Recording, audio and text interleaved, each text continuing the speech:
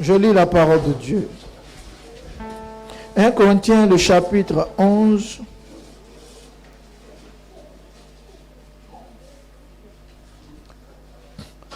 Madame Las, le jeune qui est à côté de toi, qui sort de la rangée.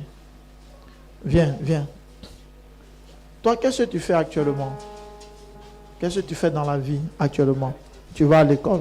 Il faut te former en informatique. Hein? Il faut t'investir dans le domaine informatique là. Tu as compris? Ordinateur, il faut vraiment maîtriser. Il faut vraiment t'impliquer dedans. Hein? Ça sera une porte de grande ouverture pour toi. Tu as compris? Lève les deux mains. Je prie pour toi. Seigneur, merci. Fais de lui un grand informaticien qui sera sollicité de partout dans le nom puissant de Jésus.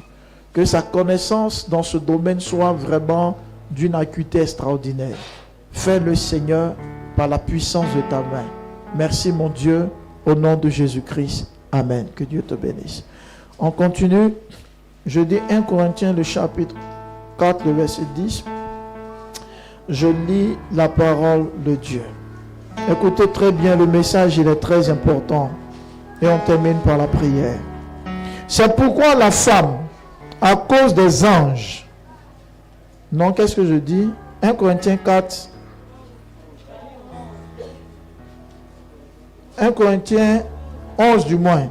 Et sur moi, à partir du verset 4. Je lis. Tout homme qui prie ou qui prophétise la tête couverte déshonore son chef. Toute femme, au contraire, qui prie ou qui prophétise la tête non voilée déshonore son chef. C'est comme si elle était rasée. Car si une femme n'est pas voilée, qu'elle se coupe aussi les cheveux. Or, s'il est honteux pour une femme d'avoir les cheveux coupés ou d'être rasée, qu'elle se voile. L'homme ne doit pas se couvrir la tête puisqu'il est l'image et la gloire de Dieu, tandis que la femme est la gloire de l'homme. En effet, l'homme n'a pas été tiré de la femme, mais la femme a été tirée de l'homme. Et l'homme n'a pas été créé à cause de la femme, mais la femme a été créée à cause de l'homme. C'est pourquoi la femme, à cause des anges, je reprends cette partie, c'est pourquoi la femme, à cause des anges, doit avoir sur la tête une marque de l'autorité dont elle dépend. Je reprends une dernière fois. C'est pourquoi la femme, à cause des anges, doit avoir sur la tête une marque de l'autorité dont elle dépend. Je vais m'arrêter là. Acclamons la parole. Je ne sens pas quelqu'un qui est venu recevoir quelque chose de la part de Dieu. Je ne sens pas quelqu'un qui est venu recevoir quelque chose de la part de Dieu. Alléluia. On peut s'asseoir dans la présence de Dieu.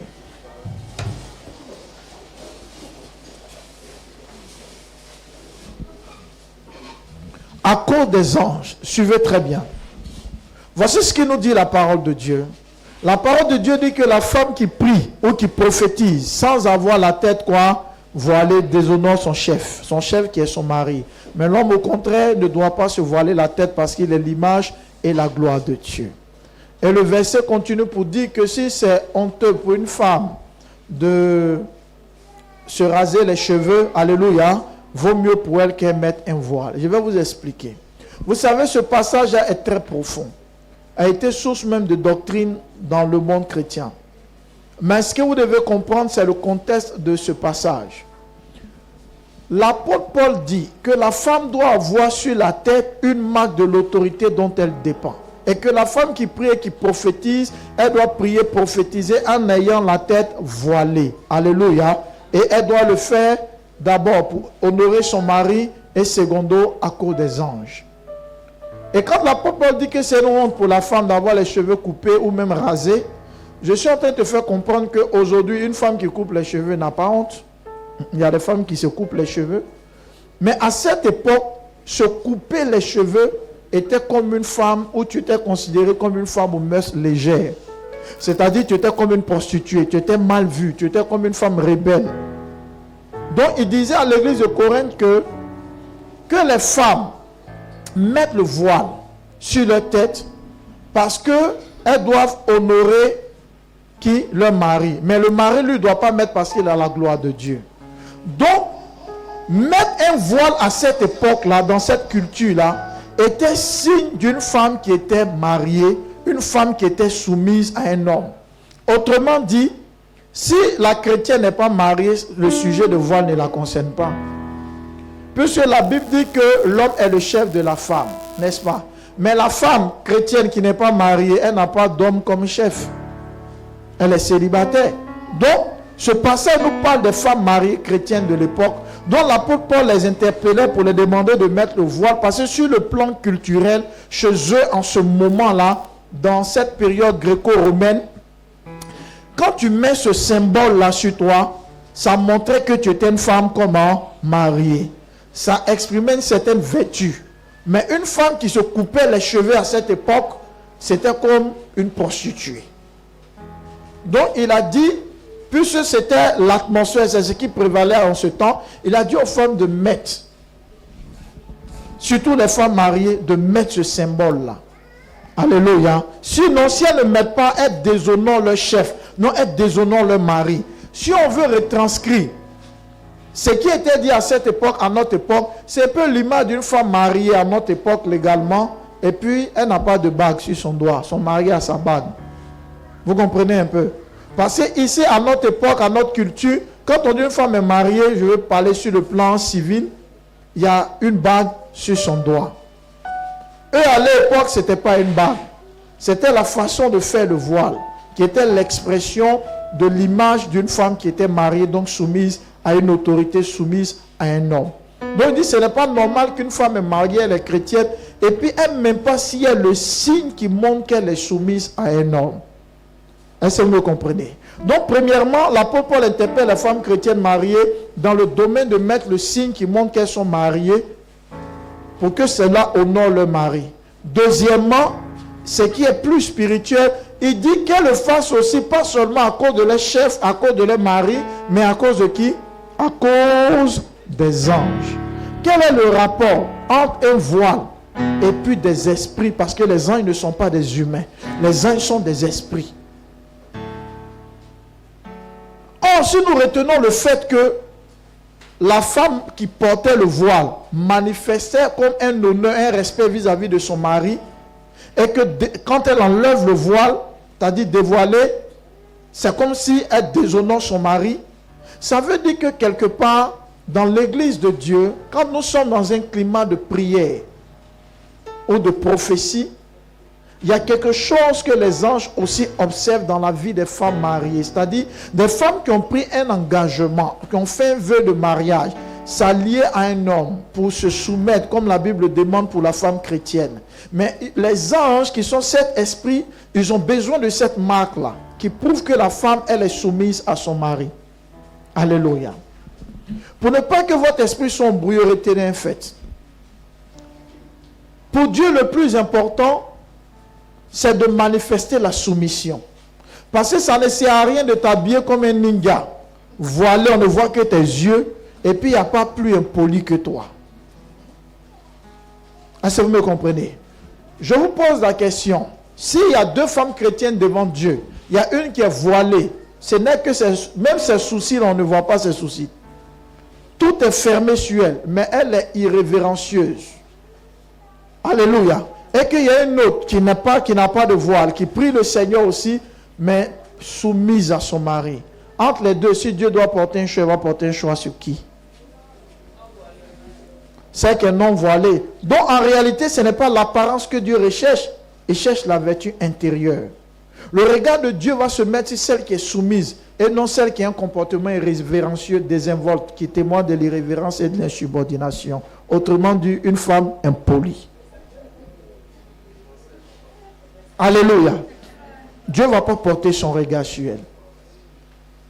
Donc, l'apôtre Paul dit, elle doit mettre le signe qui montre qu'elle est soumise. Elle est mariée, elle n'est pas une femme comme ça. Que quelqu'un dans l'église peut venir dire, non, je t'aime, je veux marcher avec toi. Non, il faut qu'elle mette un signe qu'elle est consacrée à un homme. Sa vie appartient à un homme. Elle a fait un vœu de mariage. Elle est engagée dans la vie d'un homme. En faisant ça, ça honore son mari. Écoutez, si tu es marié légalement avec ta femme, je ne parle pas d'il y a eu un problème, ou peut-être ta bague est tombée, ta bague est perdue, ou ça t'a serré, tu dois envoyer chez le bijoutier, ils vont refaire. Non, je ne parle pas de ça, tu es ta femme, vous êtes mariés, et puis elle ne porte pas sa bague. Quand vous êtes en public, ceux qui savent que vous êtes mariés, quand ils vous voient, c'est comment? c'est pas respectueux. C'est comme si la femme ne respecte pas son mari. Elle ne considère pas. Autrement, c'est la preuve que c'est une femme insoumise, une femme rebelle. Donc l'apôtre Paul dit, elle doit mettre le signe. Aussi à cause des anges, parce que les anges ont besoin d'un signe. Dis à ton frère, les anges ont besoin d'un signe. Répète encore, les anges ont besoin d'un signe. Maintenant, pourquoi c'est quand il s'agit de prier et de prophétiser que l'apôtre Paul dit que la femme doit mettre? Parce qu'il a mis cela dans un contexte. Il dit quand la femme prie et prophétise. C'est comme si en dehors de la prière, de la prophétie, même si elle est mariée, elle est libre. Mais quand elle prie et qu'elle prophétise, ou qu'elle est dans un climat de prophétie, qu'elle le mette. Parce qu'en réalité, le monde de la prière et le monde de la prophétie est aussi lié au monde angélique, au monde des anges. Si vous ne le savez pas, je vous informe. Je réponds, le monde de la prière et le monde de quoi? De la prophétie est lié aussi à quoi? Au ministère des anges. Pourquoi c'est lié au ministère des anges? Or, la Bible nous dit que tout ce qu'on doit faire, faisons-le pour la gloire de Dieu. Mais ce jour, quand j'ai lu ce passage, il était frappé parce que l'apôtre Paul n'a pas dit faites cela pour la gloire de Dieu. Il dit faites cela à cause. À cause de qui? Des anges. Donc ça veut dire qu'il y a des choses qu'on fait à cause de Dieu, mais il y a des choses aussi qu'on fait à cause des anges. Mais pourquoi il donne une importance capitale aux anges? Vous savez, un homme comme l'apôtre Paul qui écrit plus de livres dans la Bible, dans le Nouveau Testament, et qui dit aux femmes de poser un acte à cause des anges, ça veut dire que l'apôtre Paul n'était pas un religieux, mais était un homme spirituel. Parce que quand on parle d'homme spirituel, on parle de personne qui est conscient des réalités du monde invisible, qui est conscient des réalités du monde spirituel concernant le royaume de Dieu. Alléluia.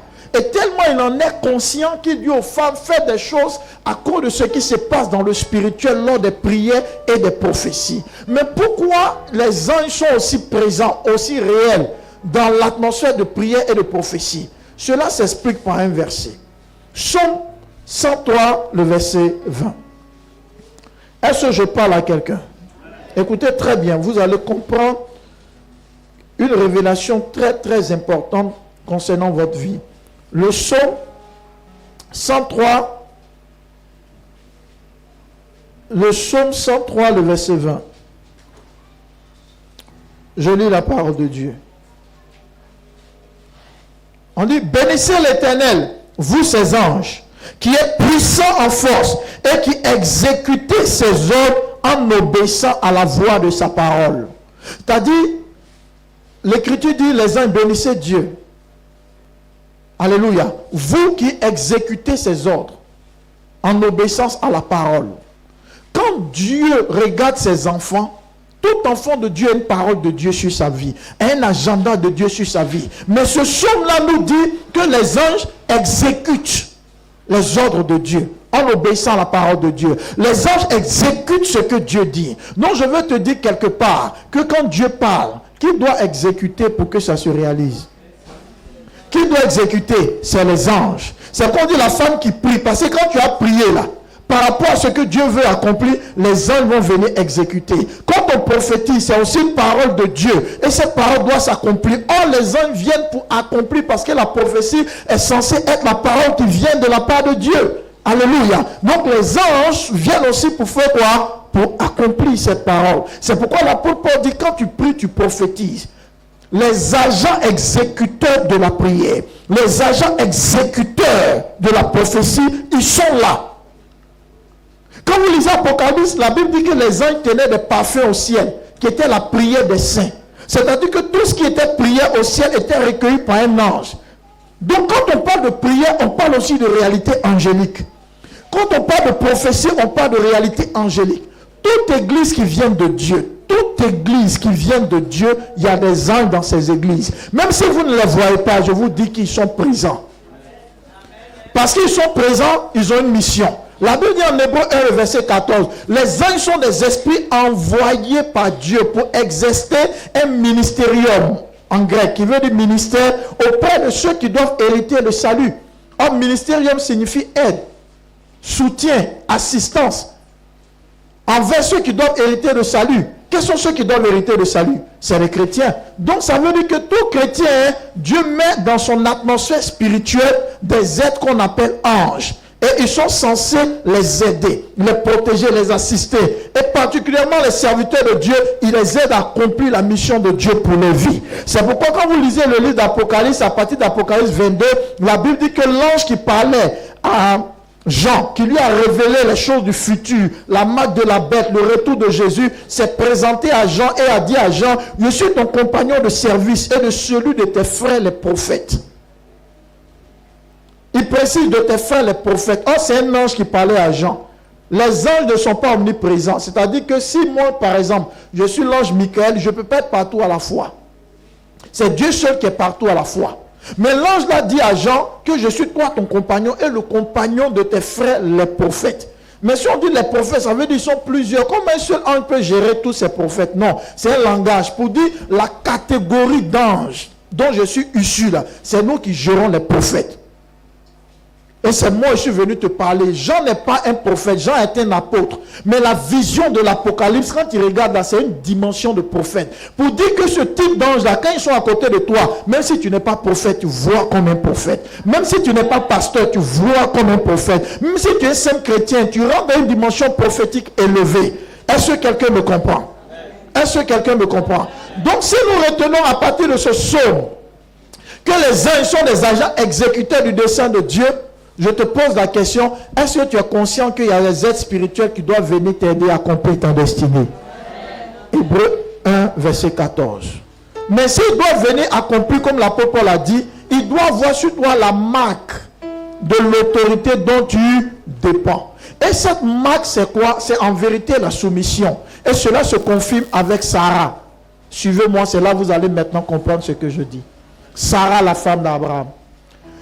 Quand vous lisez l'histoire d'Abraham, Dieu ne s'est jamais adressé à Sarah.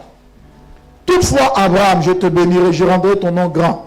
Ta postérité sera nombreuse comme les étoiles du ciel, comme le sable qui est au bord de la mer. À chaque fois, Abraham, il n'échangeait pas avec Sarah. Comme s'il avait un problème avec Sarah. Ce qui n'est pas le cas. Mais Dieu parlait plus à Abraham, il n'échangeait pas avec Sarah. Mais il y a un seul jour où Dieu va parler à Sarah. La Bible dit ce jour, il faisait très chaud. En Genèse 18. Et Abraham était couché, assis du moins devant sa tente. Et la Bible dit, il levait les yeux, il a vu 3 hommes venir vers lui. En réalité, ce n'étaient pas des hommes.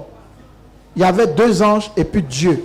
Mais venus sous forme humaine. Les théologiens appellent ça la théophanie. C'est-à-dire que Dieu qui prend un corps humain et qui vient. Abraham les a vus physiquement, pas en rêve, 3 hommes. Quand tu lis bien le texte, tu comprends que parmi les 3, il y avait Dieu qui était là. Et les 2 autres, c'est eux qui sont allés à Sodome et Gomorrhe pour faire sortir Lot de Sodome. Abraham les voit, il dit, oh, mais Seigneur, il ne sait pas qui est en face de lui, mais il sent que c'est des gens qui sont spirituels. Soyez sensibles. Votre visitation souvent vient dans le paquet qui n'est pas ce que vous avez conçu dans la tête. Ayez du discernement, sachez lire votre saison. Abraham les voit, il dit non, venez, vous allez manger les reçoit. Il dit ok, regardez ce qu'Abraham fait. Abraham dit à Sarah, la Bible dit qu'Abraham court, il rentre dans la tente et puis il dit à Sarah, fais vite. On a reçu des étrangers, il faut faire des gâteaux de pain, il faut mesurer les fleurs de farine, faire des gâteaux. Et en attendant que Sarah entende le fait pour gagner du temps, il dit à son serviteur, prends le veau là, commence à préparer le veau. Et la Bible dit qu'ils vont finir de manger de ce gâteau de Sarah, de ce veau. C'est là, un des 3 va se lever et puis va dire à Abraham, où est ta femme Sarah? Or, depuis qu'Abraham est sorti de son pays, Dieu n'a jamais posé de questions sur Sarah.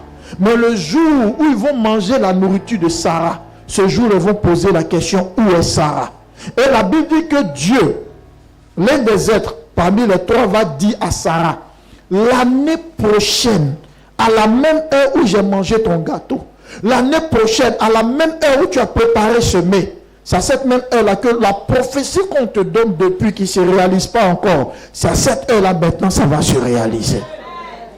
Maintenant la question c'est quoi? Si Dieu vient à être 2 anges, 2 êtres divins, alléluia, vers Abraham, n'est-ce pas? Et que l'apôtre Paul nous dit que la femme doit mettre sur elle la marque de l'autorité dont elle dépend à cause des anges, ça veut dire que les anges ont besoin de voir cette marque. Mais les anges qui étaient auprès d'Abraham, qui sont venus, ont vu la marque qui était sur Sarah. La marque qui était sur Sarah qu'ils ont vue, ce n'était pas son foulard. La marque qui était sur Sarah qu'ils ont vue n'était pas le voile, mais c'était la soumission. Comment ils ont vu ce voile, ou cette soumission, ou cette marque, si je dois le dire ici, auprès de Sarah? Écoutez, écoutez très bien. Regardez la scène. La Bible dit qu'il faisait très chaud. Sarah était dans la tente, peut-être couchée, se reposer. Abraham est assis au dehors, peut-être pour avoir un peu de vent. Peut-être qu'ils ont fini de manger. Et Abraham débat. Il dit à Sarah, Sarah fait des gâteaux, c'est-à-dire elle doit prendre la farine, doit commencer à pétrir, tout fait. Essayer de tout préparer, essayer de faire la table, tout ça parce qu'il y a des invités. Si tu n'es pas une femme soumise, tu ne vas jamais faire ça. Vous savez pourquoi? Parce que la femme qui n'est pas soumise va dire à Abraham, est-ce qu'ils m'ont informé qu'ils viennent? Et puis tu tombes sur moi d'aller préparer. Est-ce que vous comprenez? Abraham, tu tombes sur moi pour me dire de préparer. Est-ce que tu m'as averti? Abraham, je t'informe que ceux qui sont venus, ce n'est pas ma belle famille pour dire à cause d'eux, il a fait un défaut, des étrangers. Mais s'ils partent, donne-leur l'eau, ils vont se débrouiller avec ça. Donc Sarah n'a pas raisonné en disant, il faut les donner de l'eau, qui se débrouille avec ce qui est là. Quand Abraham lui a dit, fais vite, Sarah s'est mise à faire quoi? À préparer.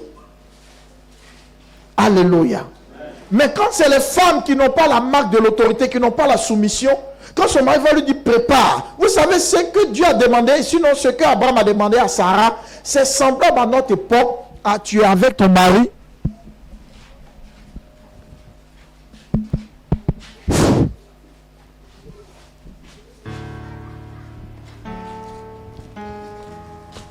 Tu es...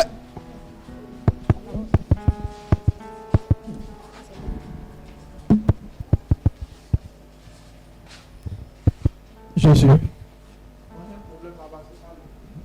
Jésus. Voilà. Tu es avec ton mari vers 14 heures. Vous avez fini de manger. Et puis des étrangers viennent. Ton mari les reçoit. Et puis dit, ma femme, il faut préparer la sauce graine pour mes étrangers. Préparer une sauce graine, vous savez ce que ça veut dire? Vous savez ce que ça veut dire? Tu vas aller payer la graine, tu vas faire bouillir, tu vas piler, tu vas extraire. Est-ce que vous voyez ce que ça veut dire? Mais pourquoi on surprend Sarah? On ne prévient pas Sarah. Et son mari lui dit prépare, il se met à préparer. C'est la marque qu'elle a. Elle était soumise. Quand les anges l'ont vu qu'à cette heure, on mange ça, pendant qu'on n'a pas dit qu'on vient, mais c'est que la femme l'est soumise, parce que le pain qu'il mangeait n'était pas un pain gaudio, le gâteau n'était pas gaudio, n'était pas devenu dur, c'était nouveau, c'était chaud. Ça veut dire on vient de faire, pendant qu'ils n'ont pas dit qu'ils viennent. Donc Sarah a obéi à son mari. Mais quand tu n'es pas obéissante, que ton mari dit prépare, d'abord elle va se gonfler comme une grenouille, avec des yeux rougeoyants tels des rubis sortis tout droit des gouffres de l'enfer. Parce qu'elle n'est pas prête à écouter la voix de son mari. Donc la nourriture que les anges ont mangée ce jour-là, ils ont compris au travers de cette nourriture que si la femme chez qui on est arrivé, si elle n'est pas soumise, on ne peut pas manger ça. Donc comme Sarah a la marque de l'autorité dont elle dépend, le voile de Sarah était son gâteau chaud, était la nourriture chaude. Sarah vient de nous prouver qu'elle obéit à son mari. Alors nous les anges, on va lui donner l'enfant qu'elle attend. On va lui donner maintenant ce qu'elle attend. Tant que Dieu ne voit pas le signe de ta soumission, il y a des choses qui ne se feront pas. C'est vrai, il prêche. Mets-toi dans le corps de Sarah. Si c'était toi, imagine, tu n'allais pas faire.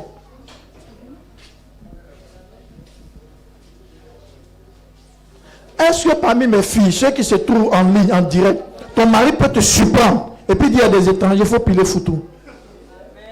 Même si elle a pilé le foutou, imagine-toi le discours de France 24 qui va précéder ça d'abord avec une bouche tordue sur le côté.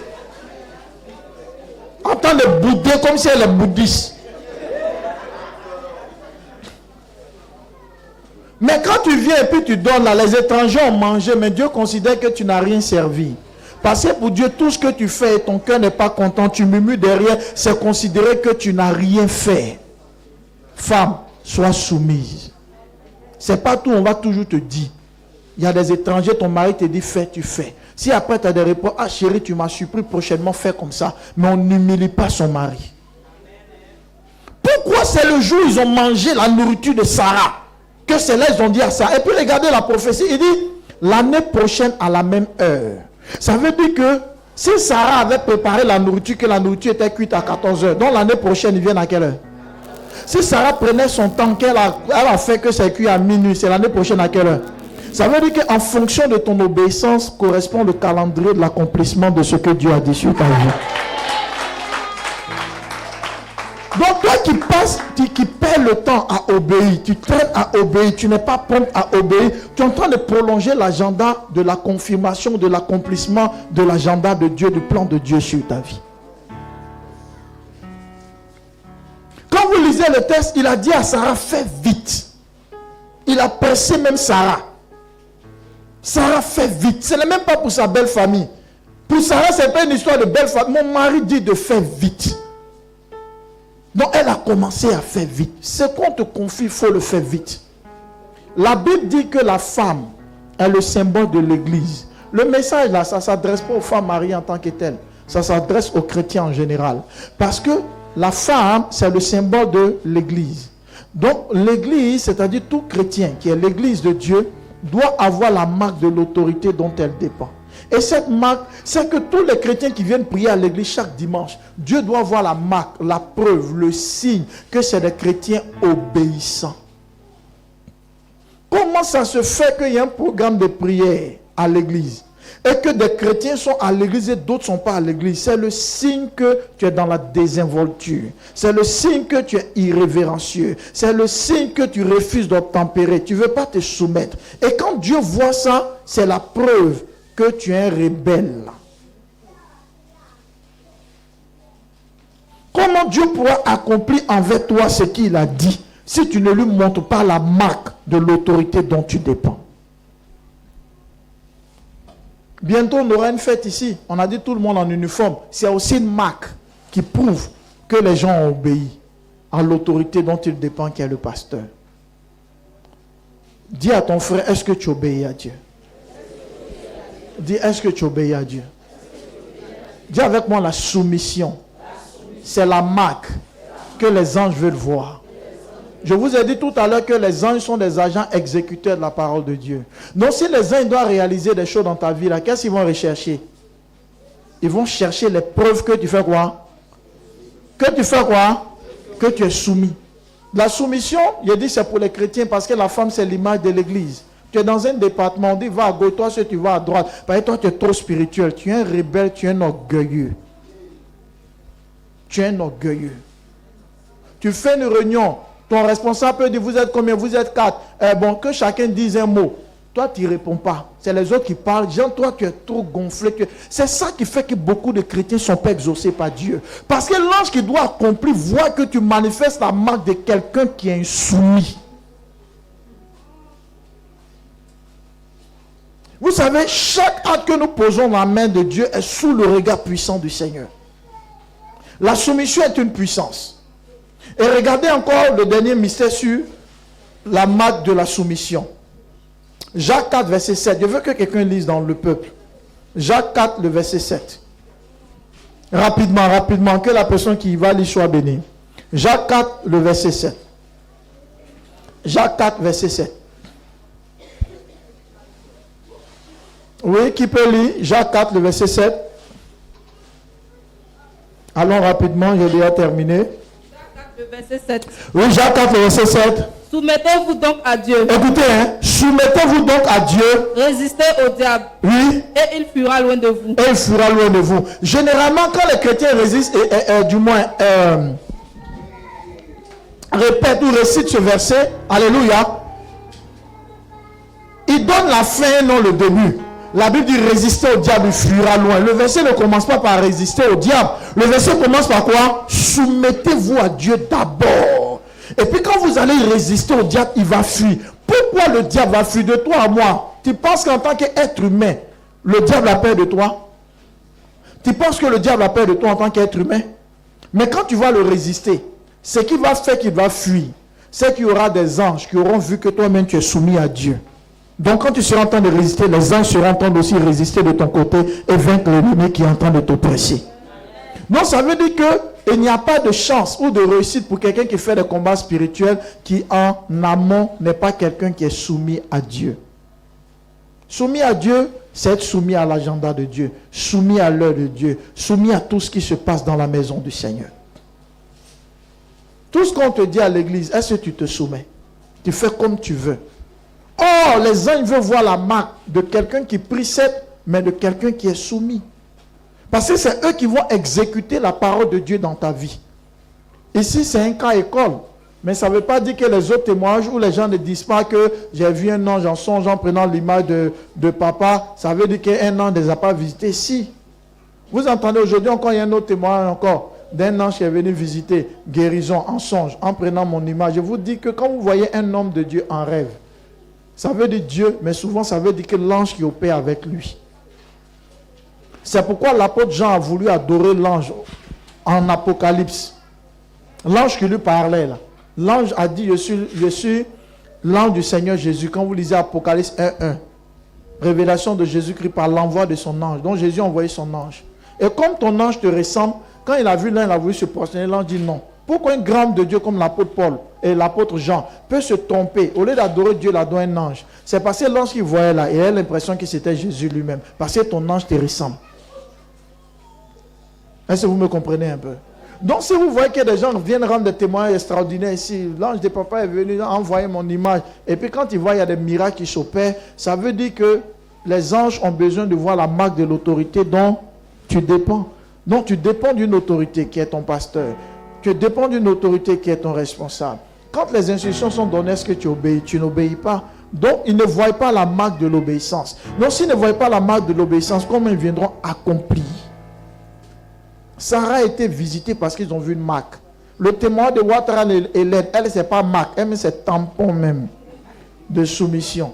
Jésus a dit aux hommes, vous êtes trop petits, parce que celle à sa soumission, c'est un autre niveau. Moi-même, j'ai à apparaître à cette femme musulmane.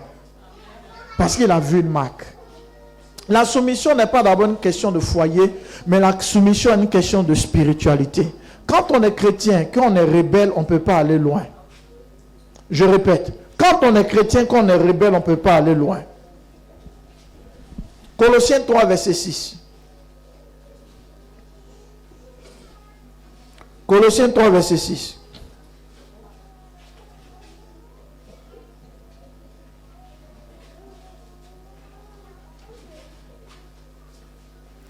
Je lis Colossiens 3, verset 6, dit: c'est à cause de ces choses que la colère de Dieu vient sur les fils de la rébellion.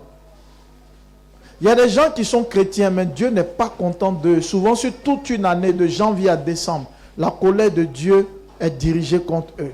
Dieu n'est pas content, parce que Dieu ne voit pas en eux la marque de la soumission. Dieu ne voit pas en eux la marque de la soumission. Beaucoup voient la soumission comme l'esclavage. Beaucoup voient la soumission comme si ils étaient petits. Et on préfère ne pas obéir pour se dire qu'on va entretenir notre ego. Regardez, Dieu résiste aux orgueilleux. Dieu résiste aux orgueilleux. Quand tu es à l'église, tu es dans la maison de Dieu, il faut mettre ton orgueil de côté. Sinon, tu vas faire 100 ans pour un sujet sur lequel Dieu peut t'exaucer. Il ne va pas t'exaucer parce que la résistance du monde spirituel sera authentique vis-à-vis de ta personne parce que tu n'aimes pas être humble. Tu refuses l'humilité. Tu ne veux pas te soumettre. Et là, si tu es marié, que tu es une femme, c'est pire. Alléluia. Dis à ton voisin la soumission dans la maison de Dieu.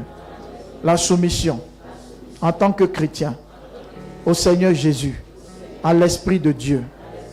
Quand Dieu te parle même souvent en songe, est-ce que tu te soumets à ce que Dieu te dit?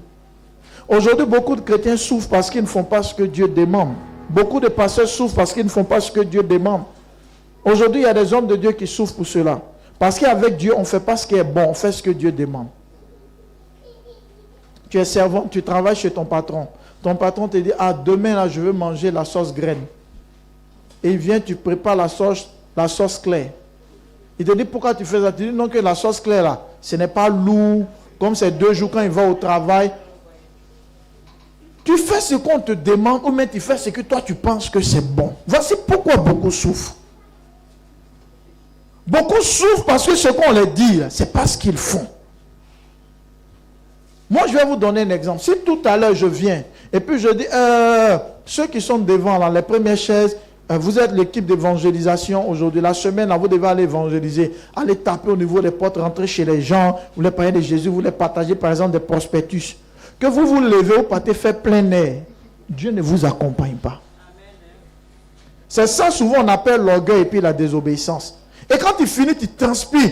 Toute ta gorge est sèche. J'ai évangélisé, mais il n'aura aucune récompense. Dieu ne récompense pas parce que tu fais. Il récompense ce qu'il t'a dit de faire. On est en train de dominer l'équipe, le coach voit. Il dit, waouh, non, ça, si on continue comme ça, on va perdre le match. Bon, toi, viens. Le gardien là n'est pas fort. À cause de lui, on encaisse beaucoup de buts. Donc, rentre et puis il faut être gardien. Toi, tu rentres, tu dis non. Que être gardien là, c'est pas bon. Qu'il faut que toi, tu partes marquer. Là, vous allez gagner. Et tu laisses les buts. Tu en attaques, tu t'en vas. Mais en vérité, là, toi, tu es sincère. Tes pensées sont bonnes. Laisse tes pensées sont bonnes. Fais ce que le corps t'a dit de faire. Il y a des pasteurs qui souffrent parce que Dieu leur a dit fais camp de prière. Ils ne veulent pas faire camp de prière, ils font église normale. Est-ce que vous me comprenez un peu? Et puis le pasteur là, le pasteur fait l'œuvre de Dieu, il suit les âmes. Et Dieu, il faut avoir pitié du serviteur de Dieu. Il n'a même pas de chaussures, même une veste, même il n'a même pas de veste. Oh Dieu, comment mais est-ce que Dieu lui a dit de faire une église? Dieu dit, va faire un camp de prière. Beaucoup souffrent, ils prononcent le nom de Dieu, mais en réalité c'est des rebelles. Ce que Dieu dit, c'est pas ce qu'ils font. Ils font ce qu'ils veulent, ils font ce qu'ils trouvent juste. Ce que tu trouves juste n'est pas forcément juste devant Dieu. Je parle à la fois de quelqu'un. Je vous ai parlé de l'une de mes filles, dont Dieu voulait connaître Maria sans que je m'en rende compte. Sa belle famille ne voulait pas, sa belle-mère ne veut pas. Un jour, sa belle-mère arrive dans le foyer, débarque. Écoutez-moi bien, dès qu'elle débarque, sans qu'on lui demande de s'asseoir, elle s'assoit, et puis prend une cuisse de viande de brousse, on ne sait pas c'est quelle viande. Elle enlève en même temps du sac, et puis elle dit à sa belle-fille là, va préparer. Sans qu'on dise, maman, assieds-toi, il y a de l'eau, pas ça, elle dit, va préparer. Le monsieur aime sa femme, mais la belle-mère dit non, jamais. Un jour, je vais prêcher à une cellule. Elle est là-bas. En son temps, il y avait les portables ancien temps. Et un Motorola. Je priais, Seigneur, j'ai besoin d'un portable. Oh Dieu, je ne suis pas connecté. Les gens ont besoin de m'appeler. Moi, ils ne savaient pas. Donc, moi, arrivé là-bas, je ne dis pas à quelqu'un, j'ai besoin d'un portable. Moi, il vient prêcher. Prenons la Bible, ouvrons la Bible. Pendant que je suis en train de lire la Bible, le Saint-Esprit dit, ton portable là, donne au pasteur. Enlève ta puce, donne au pasteur. Oh, personne ne connaît mon sujet. En ce moment, j'habitais à Nyangon. Moi, je fais ma prière ici, la cellule était à la Sikoji.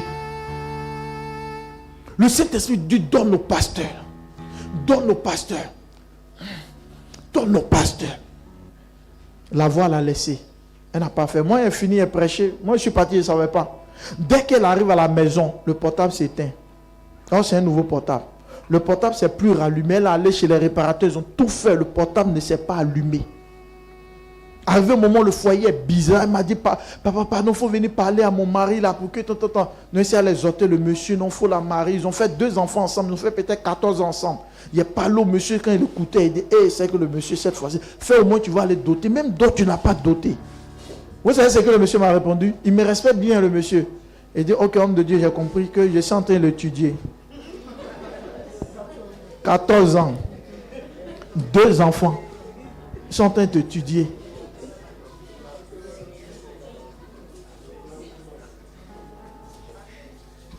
Est-ce que vous comprenez? C'est que Dieu devait lui donner par quoi? Par une sémence. Elle a préféré désobéir. Ce n'est pas qu'un pasteur lui a dit donne ton... Non, c'est elle-même. Moi, je ne savais pas, c'est ce jour, elle est venue me dire, papa, le jour où tu es venu prêcher là, c'est ce que Dieu a mis à mon cœur, mais je n'ai pas fait.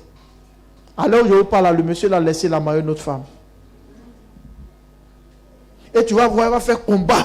Tout esprit qui s'oppose, que je me marie, arrête d'avoir des plaies de ventre. Arrête de combattre inutilement. Quand c'est que Dieu te dit, tu n'es pas prêt à te soumettre, les uns ne vont pas exécuter ce que Dieu veut exécuter dans ta vie. Ce matin, je ne veux pas trop parler. Il faut obéir quand on te parle. Vous savez, souvent même Dieu pour te lever va te faire passer. Vous savez, Dieu est bizarre. Hein? Grâce vient. J'ai dit, bon, à partir d'aujourd'hui, c'est la sœur Grâce qui est la responsable du groupe musical. Tu regardes Grâce, tu dis, non, je suis plus âgé qu'elle, ou peut-être même tu es une maman, même si une maman. Quand Grâce dit, bon, la répétition c'est à 15h, toi tu t'emmènes à 16h, Grâce va m'envoyer. Ou toi tu penses que tu désobéis à Grâce. Ta désobéissance, ça c'est au-delà de Grâce. Ça arrive au niveau des anges.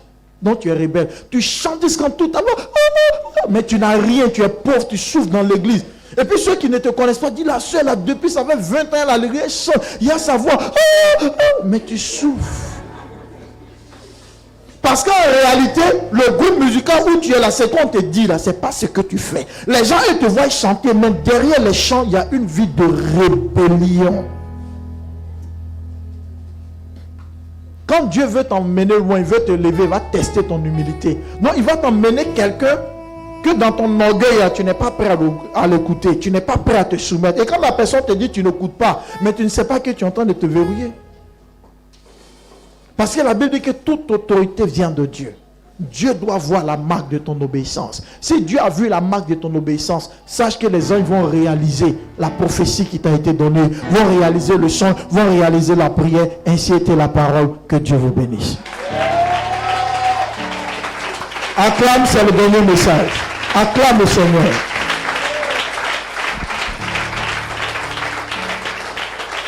Tu vas prier Dieu pour ton cœur. Dis à Dieu de te donner un cœur soumis. Soumis d'abord à Dieu. Ce n'est pas d'abord le foyer, mais à Dieu. Il faut être soumise. Il faut obéir à Dieu. Pour que les anges voient la marque de ton obéissance. Parce que ton voile là, ce n'est pas l'épée voile, mais ton voile que Dieu veut voir, c'est ta soumission à Dieu. C'est ta soumission, que les anges voient que tu es soumise, que les anges voient que quand tu es à l'église et qu'on te donne des instructions, tu les fais comme on t'a dit et non comme toi tu veux faire. Il faut parler à Dieu. Et si tu es une femme, là tu fais doublement la prière parce que tu dois être soumise à ton mari. Regarde Sarah. Abraham l'a surpris, mais elle l'a fait. Ce n'est pas parce qu'elle a peur d'Abraham, mais c'est parce que Sarah a compris que l'homme est le chef. De toute façon, ton patron au travail te parle et puis tu fais là. Quand ton mari te parle, il faut aussi être obéissante. Et toi, l'homme aussi, il faut être soumis à la parole de Dieu. Parce que ce n'est pas parce que tu es le chef de famille que tu es un dictateur. Tu fais ce que tu veux. Non, parce que toi aussi, tu es un chef. Le chef de l'homme, c'est le Seigneur. C'est la parole de Dieu qui te demande de ne pas faire ce que tu fais à ta femme. Non, toi aussi, tu dois obéir à la parole de Dieu. Toi, l'homme, tu dois aussi te soumettre à la parole de Dieu. Parce que souvent, on abuse de notre autorité sur l'homme et sur le chef. Tu maltraites ta femme, tu fais des vilains trucs sous prétexte que tu es chef. Ce n'est pas comme ça que Dieu te demande d'exercer ta chefferie.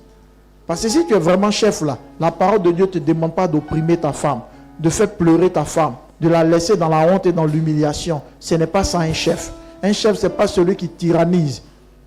Ce n'est pas celui qui ne s'excuse jamais. Si le chef, tu ne demandes jamais pardon à ta femme, tu es un orgueilleux. Quand tu fais des erreurs là, peu importe qui tu es là, il faut être humble. Il faut dire excuse-moi. Ma femme, pardonne-moi. Ce n'est pas parce qu'on est un homme qu'on ne s'excuse pas. Ce n'est pas le fait que tu vas t'excuser qui va faire que tu ne seras plus un homme. Tout le monde doit se soumettre à l'autorité dans l'hiérarchie divine. Tu es dans un département, il faut te soumettre à ton responsable. La rébellion là, ça ne paye pas. Ça attire au contraire la colère de Dieu. Ton responsable parle un, toi tu parles deux. On dit tout le monde à droite, toi seul tu es à gauche, sous prétexte que toi tu es spirituel. Mais tu es en train de te priver de la gloire de Dieu. Parce que les gens ils ne vont pas aimer. Les gens ils ne vont pas aimer. Répands-toi et dis à Dieu de te donner un cœur d'obéissance. Tu as besoin d'être soumis. Tu as besoin d'être soumise. Tu as besoin d'avoir un cœur soumis à Dieu, à la parole de Dieu. Tu dois être comme Sarah. Tu dois être comme Samuel. Quand son père spirituel l'a appelé, au milieu de la nuit, il devait venir. Parce que c'est ça que Dieu regarde. Dieu va tester ton orgueil là.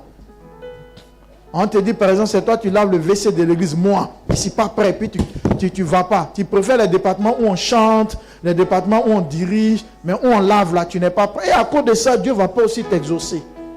Parce que tant que Dieu ne sent pas en toi l'humilité, que tu es prêt, tu es prête à faire ce qui t'est demandé. Toi, tu choisis ce que toi tu veux, ce qui te plaît. On dit, non, tu ne veux pas faire. Souvent, personne ne sait, mais Dieu connaît ton cœur. Tu es gonflé. Et ça, Dieu va te résister. Il y a des miracles qui sont en téléchargement dans ta vie, mais à cause de ton orgueil.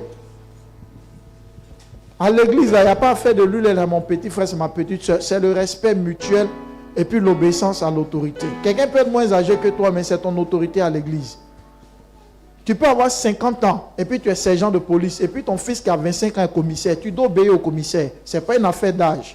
Si tu commences à mettre affaire de ton âge à l'église, toi tu ne peux pas écouter lui là, tu ne peux pas suivre ça. Tu vas te fermer. Tu as fait 100 ans à l'église, Dieu ne va pas t'exaucer. Parce que les anges n'aiment pas les gens qui sont rebelles. Là où on te met là, tu te mets là. Il ne faut pas choisir ce que toi te plaît. C'est ce que toi tu veux faire. On ne fait pas ce qu'on veut faire à l'église. On fait ce que Dieu nous dit de faire. C'est ça qui apporte la faveur et la grâce. Demande pardon à Dieu toutefois que tu étais rebelle, volontairement ou involontairement. À Dieu, à ton mari. Même le mari, tu étais rebelle à Dieu. Parce que ce que tu as fait à ta femme là, un mari ne fait pas ça à sa femme. Ça aussi, c'est pas bon. Mais il faut aussi te repentir parce que tu n'as pas été soumis à Dieu. Si la femme elle est soumise à toi, toi tu dois aussi te soumettre à Dieu. Parce que tu n'as pas agi comme Dieu voulait. Les uns ils sont touchés par Sarah. Sarah, c'est le genre de femme, tant que son mari dit il faut faire, elle va faire. Même si elle doit se plaindre ça après, mais elle ne va pas désobéir devant les étrangers. Non, jamais. Elle ne le fera pas. Marie qui faisait choix, elle était fatiguée. Sarah allait préparer. Souvent, Dieu ne va pas te demander ce qui te plaît. Souvent, ça ne te plaît pas. Mais tu dois le faire. Parce que tout ce qu'il veut voir, est-ce que tu es obéissant? Est-ce que tu es obéissante? Est-ce que tu es soumis? Est-ce que tu es soumise à sa voix? C'est ainsi que l'Éternel Dieu te bénira. Il y a des gens qui ont chassé les anges qui doivent venir exécuter le plan de Dieu. Les anges qui doivent venir accomplir ton voyage, accomplir ton travail, accomplir ta guérison, accomplir ton mariage. Les anges là, agents exécuteurs de la parole de Dieu pour toi là, les anges là sont partis. Parce que ton comportement là, tu ne respectes rien dans la maison de Dieu. Tu ne respectes rien dans ton foyer. Mais c'est quel ange qui va venir accomplir un miracle? C'est quel ange qui viendra te visiter quand il ne voit pas une marque de l'autorité dont tu dépends, quand il ne voit pas une attitude de soumission. Dis à Dieu de te purifier de tes péchés. Et que le Seigneur ramène les anges qui sont censés accomplir un miracle dans ta vie. L'apôtre Paul dit à cause des anges. Il y a des choses là, il faut faire à cause des anges. Tu es à l'église là, il y a des choses qu'il faut faire à cause des anges. Parce que ce qui tu fais dans le temple là, les anges le voient. Les anges, Dieu envoie des anges, les anges voient cela. Ils suivent cela. Les actions que tu poses à l'église, les anges, même tes offrandes sont vues par les anges. C'est une vérité élargie. Et Dieu voit cela. Tu fais les choses à l'église, tu triches, tu ne respectes rien dedans. Les anges te voient. Et quand ils voient que tu n'es pas soumis, ils ne vont pas venir exécuter le plan de Dieu pour ta vie. Tu seras obligé de mentir ou même faire des faux témoignages. Mais en réalité, tu sais ce que tu as eu là, d'où ça vient. Parce que ce n'est pas Dieu qui t'a donné. Les anges qui devaient faire le miracle ne sont plus venus te visiter parce qu'ils n'ont pas trouvé en toi la soumission. Il y a des femmes même qui sont à l'église, femmes mariées à l'église. Hier, ton mari dit je veux, tu n'as pas donné. Mais tu es à l'église, tu attends miracle, tu es en blanc, tu es en jaune, oui, tu es en violet.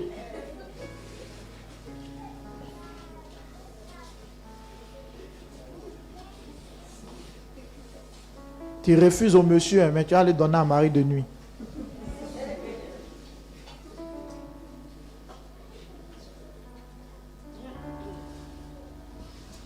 Jésus m'aime, je le sais. Retrouver mon sauveur m'a racheté. Il m'a donné le salut. Alléluia. Alléluia. Oh. Alléluia. Alléluia. Oh. Alléluia. Alléluia. Oh. Jésus m'a Jésus m'aime, je le sais. Jésus m'aime, je le sais. Je le sais. Il m'a cherché, retrouvé. Mon sauveur m'a racheté. Il m'a donné le salut. Alléluia. Alléluia. Oh.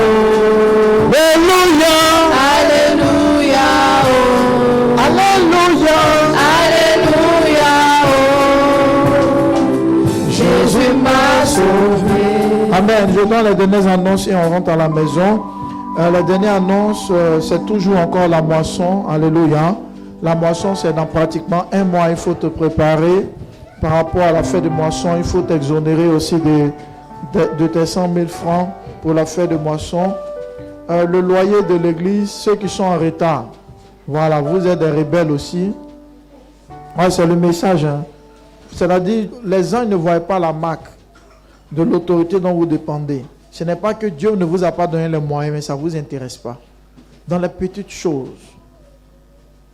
Excusez-moi, il vous donne un témoignage. Excusez-moi. Il y a une dame, on en direct, je ne vais pas faire sortir son témoignage, puisque je n'ai pas eu son autorisation. La dame là, mais je vais dire l'hôpital où elle travaille. Son mari, à Agéphocine, vous connaissez Agéphocine? Elle n'a pas d'enfant et son mari. Elle a subi une opération là, son mari est médecin. L'opération qu'elle a subie là, elle ne peut plus faire enfant.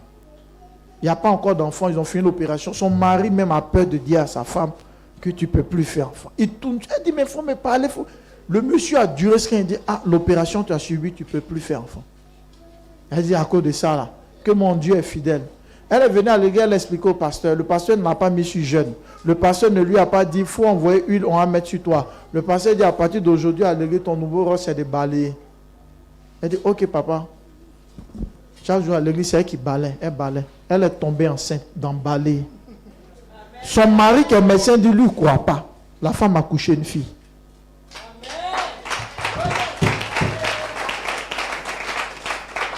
Quand c'est d'autres personnes là, papa, c'est balai, papa, il n'y a pas de l'eau, il n'y a pas un sel, tu as béni.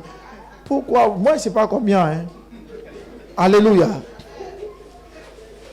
Vous savez, l'instruction qu'on nous donne là, on veut, c'est-à-dire, il n'y a pas l'obéissance, on veut voir. Même tu as dit, oui, ma fille s'est fait, hein, tu balayes. Quand tu vas vouloir sortir, quand elle va toucher la porte là, papa, il n'y a pas jeune à eau. Et c'est quand on était assis, il était pas des jeunes. À votre avis, pourquoi Dieu inspire le pasteur à dire qu'il faut balayer? Quand tu dois balayer, là, tu fais comment? Tu t'abaisses. Or, la dame, là, il y a des filles même qu'elle peut mettre au monde dans l'église. Elle peut dire, ouais, les petites filles, là, nous, on a vieilli, non, rien. C'est à fait de tu es trop grand dans l'église, là, qui fait que Dieu ne te visite pas. La femme s'abaisse, c'est elle qui balaye. Oh, il y a des gens moins âgés, mais c'est elle qui balaye. C'est elle qui balaye. Dieu a vu ça. Sans prière, la femme est tombée enceinte. Nous, à l'église, on a des gros bras à l'église. Mais ma fille, c'est toi qui as balayé. Non, papa. Moi, je veux chanter. Puis tu viens maintenant. Alléluia. Alléluia. Seigneur, tu as moisi là. Alléluia. Vous savez, je vous dis à l'église, c'est pas j'ai un poste où on te voit qui fait que Dieu te bénit. Hein. Peu importe là où tu es là. C'est avec l'humilité, la soumission là. C'est dedans que Dieu te bénit. C'est comme ça que Dieu travaille.